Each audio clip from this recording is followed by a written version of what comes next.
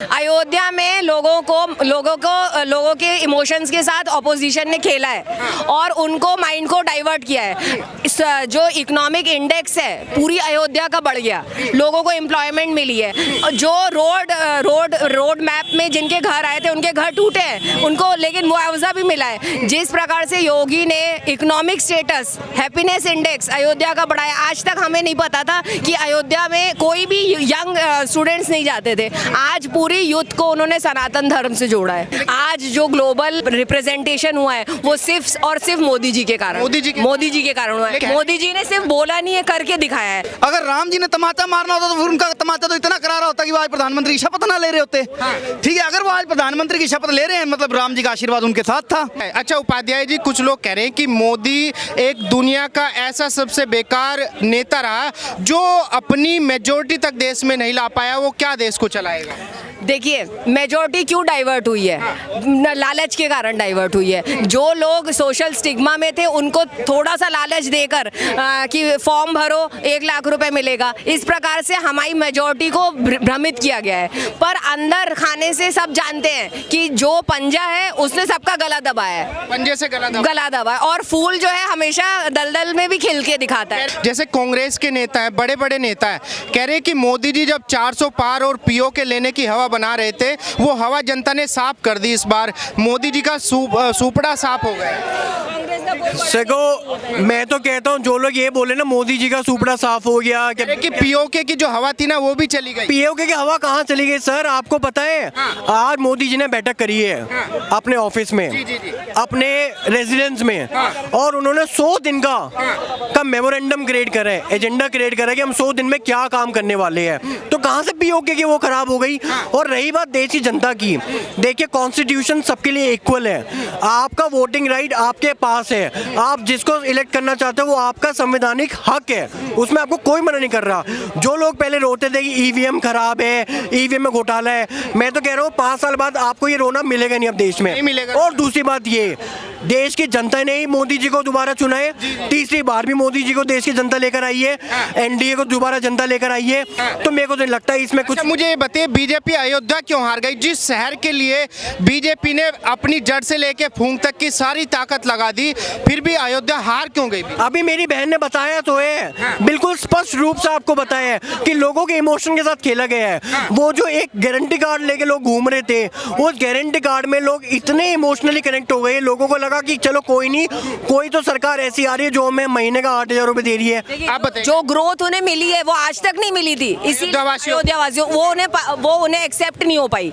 और जो लोगों ने उनको भ्रमित किया वो उस भ्रम में आ गए।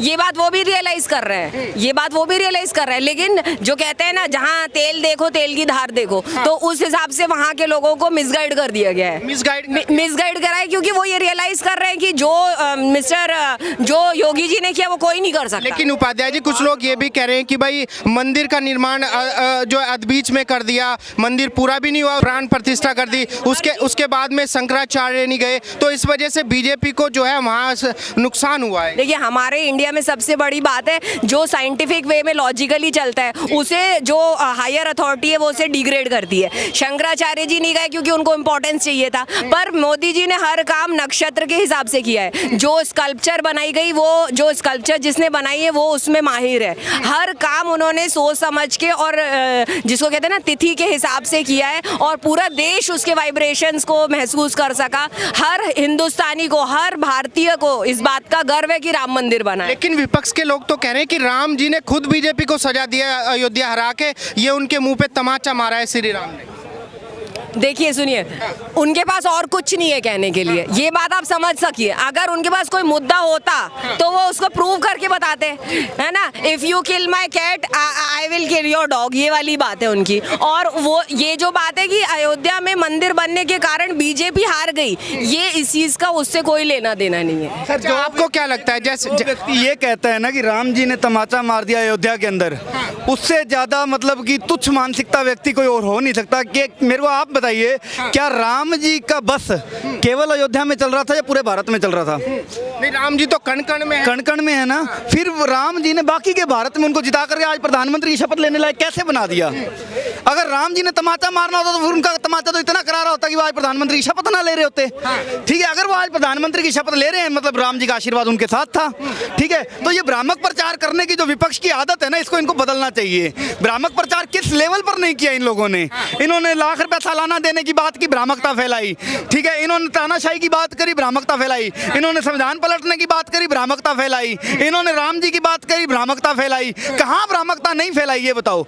इनको जहाँ पर दिखा कि लालच देना चाहिए वहाँ इन्होंने लालच दिया, जहाँ पर इनको दिखा जातियों में बांट देना चाहिए वहाँ पर इन्होंने जातियों में बांट दिया, जहाँ पर इनको दिखा कि धर्म में बांट देना चाहिए वहाँ इन्होंने धर्म में बांटने की राजनीति करी। किस लेवल की घटिया राजनीति विपक्ष ने नहीं की इस देश में, ये बताइए आप मेरे को। नहीं, जो विपक्ष के लोग हैं कह रहे हैं कि अगर मोदी आज शपथ ले लेता है तो ये देश के लिए सबसे घातक डिसीजन होगा। मोदी ने पिछली 2 बार भी शपथ ली थी, तब तो देश ने तीसरी बार मैंडेट क्यों दिया? क्योंकि वो घातक नहीं था, देश के लिए भलाई का डिसीजन था। अरे कि ये जनता का आदेश नहीं है मोदी को प्रधानमंत्री बनाने का, जनता तो गठबंधन के साथ में है। अगर गठबंधन के साथ में होती तो मेजोरिटी के साथ गठबंधन को ले आती। क्यों नहीं लाई जनता?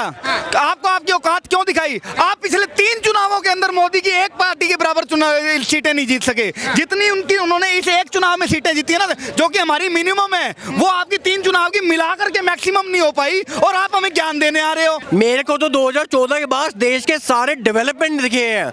मेरे को 2014 के बाद पहली बार एक इंडिया भारत का पूरे विश्व में इतना नाम हुआ है। आज दुनिया के बड़े बड़े लीडर प्राइम मिनिस्टर मोदी को कॉन्ग्रेचुलेट कर रहे हैं, जो कभी पहले करते ही नहीं थे, जिन्हें पता ही नहीं कि इंडिया पूरे ग्लोब में किस कोने में पड़ा हुआ है। मेरे को तो 2014 के बाद देश में इतनी डेवलपमेंट दिख रही है in terms of railways, in terms of ministries, आपके ट्रांसपोर्टेशन, उसके अलावा आपके एम्स, IITs, ठीक है, गवर्नमेंट हॉस्पिटल्स, जितनी मर्जी आप मतलब डेवलपमेंट गिनवा लो, मेरे को 2014 के बाद ही दिखने स्टार्ट हुए। लेकिन जो और आने वाले 5 साल बाद मैं सर आपको बता रहा हूँ, ऐसा सुनहरा भारत आपको दिखेगा जो आप कभी सोच नहीं सकते। आप कभी उसके बारे में आप सोच भी नहीं सकते। इतना सुंदर भारत अब आपको दिखेगा आने वाले 5 सालों में। लेकिन जो विपक्ष के लोग हैं कह रहे हैं कि जो मोदी जी को 240 सीटें मिली है ना, ये जनता का मैंडेट नहीं है। जनता का मैंडेट कांग्रेस के साथ में है, क्योंकि उनको 54 से 98 हो गया, उनका दुगना हो गया लगभग। सर मैं आपको एक बात बताऊं, 54 से 58 100 भी पार नहीं कर पाए। आप उनका तो 54 से 58 बता रहे हो, आप मोदी जी का तो देखो 3 टर्म के इलेक्शन में ग्राफ कैसे कैसे जा रहे हैं। हालांकि अभी थोड़ा ग्राफ कम हुआ है, पर किसकी सरकार है? आया कौन? एंड में विजय किसकी हुई? कह रहे कि कौन? अब की बार मोदी सरकार।